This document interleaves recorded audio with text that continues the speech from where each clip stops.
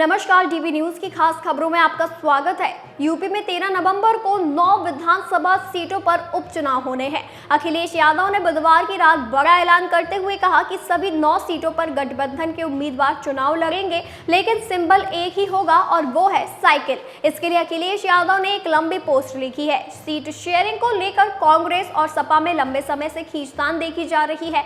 ऐसे में अखिलेश यादव की इस पोस्ट के क्या मायने हैं? लोकसभा चुनाव में मिली सफलता से कांग्रेस इतनी गदगद हुई कि उसने उपचुनाव में सपा से 5 सीटें मांग ली। इतना ही पार्टी को वो सीटें चाहिए थी जिस पर सपा ने विधानसभा चुनाव में जीत दर्ज की हो। अखिलेश यादव कांग्रेस को 2 सीटें देना चाहते थे, गाजियाबाद और खैर। राजनीतिक विश्लेषकों की माने तो दोनों सीटों पर कांग्रेस की हार तय थी। बीजेपी पिछले कई बार से दोनों सीटें जीतती आ रही थी। कांग्रेस के प्रदेश नेतृत्व ने पहले ही ऐलान कर दिया था कि अगर उसे फूलपुर और मीरापुर जैसी सीटें नहीं मिलेगी तो वह चुनाव नहीं लड़ेंगी। इसके बाद जब अखिलेश ने मुंबई की 4 सीटों पर उम्मीदवार घोषित किए और महाराष्ट्र में 12 सीटों पर चुनाव लड़ने की इच्छा जताई तो कांग्रेस ने यूपी से अपने कदम पीछे खींच लिए। बता दें, कांग्रेस को मीरापुर और फूलपुर में जीत का भरोसा था, क्योंकि दोनों ही सीटें जिस लोकसभा क्षेत्र में आती है वहां पर कांग्रेस के प्रत्याशियों ने जीत दर्ज की है। इसके बाद अखिलेश यादव और राहुल गांधी के बीच बातचीत हुई, जिसमें यह तय हुआ कि सपा महाराष्ट्र में 12 सीटों पर दावा नहीं करेगी।